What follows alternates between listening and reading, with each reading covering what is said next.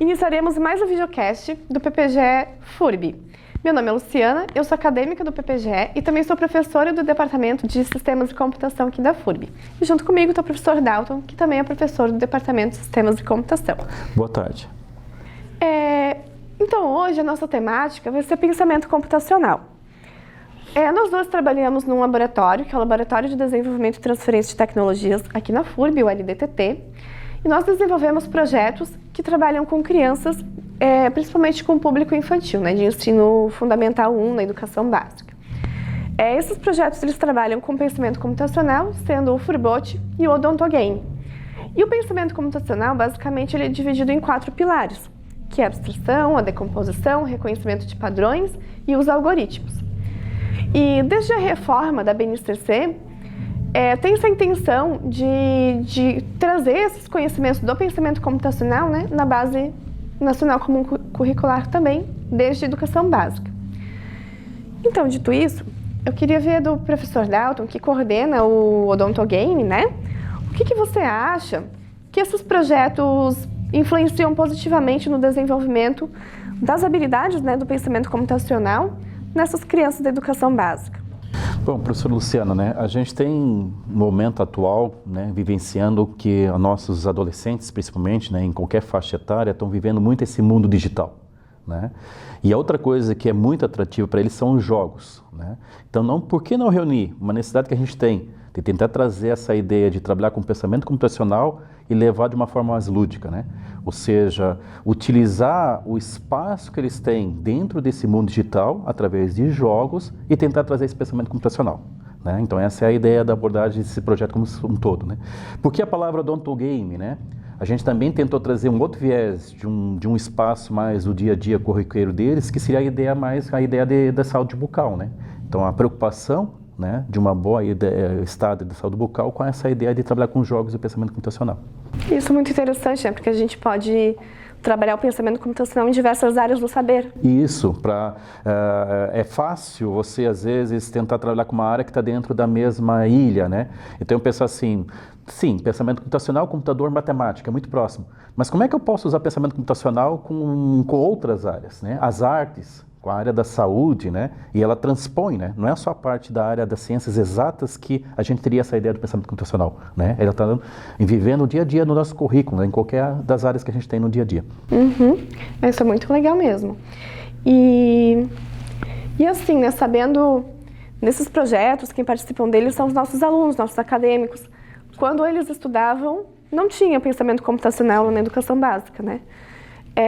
Que tu acha, assim, que esses alunos, como é que eles estão sendo beneficiados trabalhando nesses projetos? Sim, porque eu acho que assim, né, tem dois lados, né? O primeiro lado, como os próprios alunos, né, para eles aprenderem, eu acho que eles têm que viver, né? Então não é só a parte teórica, eles sentirem isso, né? Ele está ali tentando desenvolver ferramentas, materiais, né, o próprio jogo, para poder ensinar outras pessoas a ter esse pensamento computacional, eu acho que é muito interessante, né? A gente teve experiência nesses dias, que a gente mostrou alguns produtos aqui na escola e algum aluno, né, um aluno da escola do ensino fundamental comentou assim, se meus professores usassem isso, ia ser mais divertido, né? Então talvez eles lá na faixa etária que eles estavam também tiveram o mesmo pensamento e agora eles estão produzindo isso, né? Então a gente fecha meio ciclo, né? Os alunos começam, vêm para a faculdade, constroem, voltam a construir material para aqueles alunos e a gente tenta fechar esse ciclo, né? Eles aproveitando o próprio material que eles estão produzindo. E esse comentário é bem interessante porque eles podem relembrar, né, uma vivência que para eles é mais recente, né, de quando eles estavam aprendendo. Sim, bem mais recente que a minha, por exemplo, né? Eu falo para meus alunos, eles brincam um pouquinho, né, que a gente tenta implementar coisas para o smartphone e tablet e eles dizem assim, professor, nós não vamos implementar em cartão perfurado, que é da época do senhor, né? Então, óbvio, né, eles estão num contexto mais atual. Certo que a computação ela evolui muito rápido, né? Então, eles também estão sentindo hoje em dia um olhar diferente. Porque 4, 5 anos, né, depois do Covid, aí, que a gente teve essa revolução de contato digital, né, houve um amadurecimento, houve uma necessidade maior, né? Mas mesmo assim, eles estão numa faixa etária melhor, né, de perceber isso do que nós, né, que já estamos numa faixa etária um pouco mais avançada. Sim, e como a gente falou ali no início, né, colocar essas vivências em games, né, eles também jogam mais, eles conseguem trazer essa experiência de jogos que fica mais divertido para os alunos. Até fazendo um parênteses, um comentário, a gente trabalha com o FURBOT desde 2017 e a primeira vez que para mim era o jogo, a gente levou o jogo para eles. Eles acharam que o jogo era muito feio, que nosso jogo não era atrativo, parecia um programa para eles. Não estava assim, era um aprendizado a partir de um programa, não era um jogo. Eu falei, mas por que vocês não fazem 3D? Por que vocês não usam Unity? Os meninos lá de 9 anos já sabiam que era Unity. E a gente na época não trabalhava com Unity ainda, né? Então hoje a gente conseguiu já evoluir, hoje já está mais legal. Então até eles também trazem essas ideias. Bom, você tem um filho de 11 anos, né? Sim. E o teu filho tem algumas experiências, né, de computação, de pensamento computacional na escola em que ele estuda. É filho de um professor de computação também, então, né, não tem como fugir dessa área. E aí, o que tu percebe, assim, que... Talvez não comparativo, mas como é que tu percebe que ele aplica esses conhecimentos no dia a dia? Ele consegue resolver problemas de uma forma mais sólida? Ele tem mais facilidade para algumas interações? Desafios. O que eu percebo, assim, né? A gente tem umas áreas que são áreas básicas, né? Então, obviamente, em qualquer momento, em qualquer tempo, a gente tem que saber se comunicar, né? A gente precisa fazer contas e cálculos, né? E isso se vinha já na base curricular se trazendo, né? Então, a gente tem bastante carga de aulas, né? De conhecimento da área de matemática, né? De português, assim, de uma forma geral, né? Eu preciso ter uma noção de espaço. Então, eu preciso saber que eu estou aqui, eu tenho que saber que eu estou dentro de uma cidade, dentro do estado, dentro de um país, né? Aí vem a geografia. Mas agora eu já não tenho mais, os meus adolescentes, os meus alunos, esse pessoal, eles não estão olhando mais somente a geografia, eles estão olhando um aplicativo que mostra a geografia. Então, eles usam o meio digital para fazer isso, né? Então, eu acho que se eles tiverem um contato melhor com essa ideia de pensamento computacional, eles vão conseguir aproveitar melhor esse uso dessas ferramentas, né? Eu consegui reaproveitar melhor o que eu tinha da forma tradicional, mas usando esse meio digital. O meu filho, sim, ele vivencia isso, né? Não é Casa Ferreira de Espeto de Pau, né? Mas a ideia é que a gente percebe várias frentes, né? Saber, porque a gente sempre tem aquele estereótipo, eu acho que né? Aquela fala, né? O jogo pode prejudicar a criança. Nós temos crianças que só vivem grudadas no celular. Crianças não saem mais para a rua, né? Então a gente viveu um momento que a gente só tinha na rua e não tinha conteúdo digital. Aí a gente começamos a ter essa ideia de ter a parte eletrônica digital e agora a gente quer voltar para a forma anterior. Eu acho que não é bem assim, é saber dosar, né? A gente tem que ter um pouco de cada coisa, saber dosar. Então eu acho que isso é que é uma parte boa que a gente consegue trabalhar com esses adolescentes, né? Mostrar que existe esse benefício, né? Se a gente pode pensar assim, não vamos mais ninguém usar carro que polui o mundo, que atropela pessoas e assim por diante. Então, se a gente for pensar nesse raciocínio, o carro é uma arma, né? Então, todo mundo é mais carro. A humanidade para. Então, se a gente está evoluindo num momento digital, que a gente tem toda essa computação, essa tecnologia, a gente não pode simplesmente desprezar que ela não existe. A gente tem que saber ensinar elas como é que se usa isso e ter um bom recurso, né? E isso vem lá de base, né? E esse impacto também tem a ideia de cultura, né? Porque não é só a escola. Vamos dar um exemplo do meu filho. Meu filho está com os amiguinhos, que está com o primo dele, ele sabe usar, ele me respeita quando deve usar o tablet. Não, ele mostra isso para os colegas. Então, eles começam também a ter essa ideia. Ele sabe que não deve abusar, bater fotos, mandar coisas, né? Né? Então, tem esse cuidado também desse tipo. Ele sabe que a outra pessoa que está lá no outro ponto, mesmo que seja por meio de um chat virtual, ela é uma pessoa, né? Ele está ali, mesmo que não seja presencial. E isso ele mostrando para os colegas, ele vai fazendo essa cultura, né? Então, acho que isso que é o mais importante, né? Desde o berço lá, está trabalhando. Isso é cultura digital, né? Aproveitando que faz essa bem interligação do pensamento computacional. E é algo que vem construído desde casa, né? Isso. Então, as pessoas que já têm uma tecnologia, já têm alguma coisa assim, conseguem dar essa formação. A gente vê agora os efeitos de alguns problemas que acontecem por falta de cultura digital. Eu querer invadir um site de outro, eu não me expressar direito no meio eletrônico.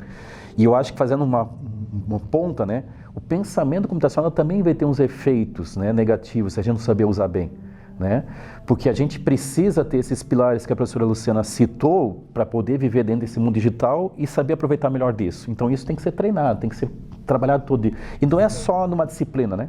Ele transpõe a formação, né, em várias áreas, em qualquer faixa etária, né? É igual aprender a ler, escrever, fazer contas matemáticas, né? São habilidades novas que as pessoas têm que ir adquirindo, né? E aperfeiçoando a cada dia, né? E pra gente, assim, tá encerrando, né?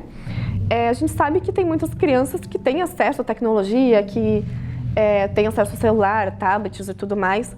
Tem também aquelas crianças que têm acesso, mas que os pais não têm o conhecimento, então acaba acontecendo justamente isso de ficar livre em jogos, e daí, né, fica muito tempo nos jogos, que também não é interessante, como falasse, né, é bom sempre manter esse meio termo. Mas tem crianças que não têm acesso à tecnologia. Até aconteceu esses tempos que a gente levou no CRAS, o Freebote, para testar, e uma criança de, acho que ela tinha uns 12 anos, ela pegou um tablet na mão e disse: nossa, eu nunca achei que ia usar um tablet. Assim, isso toca a gente também, né? Mas o pensamento computacional, a cultura digital, não necessariamente tem que estar num local plugado, né? Não precisa estar num jogo de celular, num computador. E as próprias escolas, ainda bem que elas estão evoluindo, estão trazendo, né, tablets nas escolas, então tem oportunidades para elas. Mas acho que essa vantagem também de colocar o pensamento computacional a gente chama, né, no computação desplugada, em jogos de tabuleiro. Sim. Fica... A gente vê esses jogos mais tradicionais, né? Por que a gente fala muito de xadrez, né? Outros jogos que você precisa entender o problema e fazer esses 5 pilares, né? Esse desenvolvimento, tá? E como a professora Luciana comentou, não precisa estar no mundo digital para você trabalhar esses pilares, né? São coisas rotineiras que a gente tem. A gente fazer uma análise do problema, fazer a abstração dele, tentar sequencializar ele, formalizar de alguma forma. Não precisa ser uma linguagem de programação, né? Eu tenho, por exemplo, que sair daqui até um certo ponto e eu tenho que seguir alguns pontos que eu tenho que fazer algumas tarefas. Eu vou me planejar, né? Eu vou ver assim, eu tenho que fazer isso, vou fazer aquilo, vou voltar para frente, para trás. Então, qual é a ideia? Isso naturalmente deveria acontecer, né? Mas às vezes a gente faz isso sem planejamento. E eu acho que um ponto importante que a professora Luciana falou a gente percebe que tem pessoas que pensam que estão se beneficiando da computação e usando, mas não estão, né? Sim. Então, usar esse mundo digital e trabalhar com pensamento computacional não é você ficar ali só jogando, ficar o dia todo, né, vendo vídeo na frente ali, né? A mesma coisa seria eu pegar um gibi e ficar a tarde toda lá só olhando para o gibi. Não, eu aprendi alguma coisa com aquilo, né? Sim. A gente pode pegar qualquer livro, qualquer coisa e tirar um ensinamento disso. E o pensamento computacional tem muito para isso, para nós, né? Ele traz essas ideias de fazer, trabalhar esses conceitos para poder resolver problemas no dia a dia. É isso mesmo.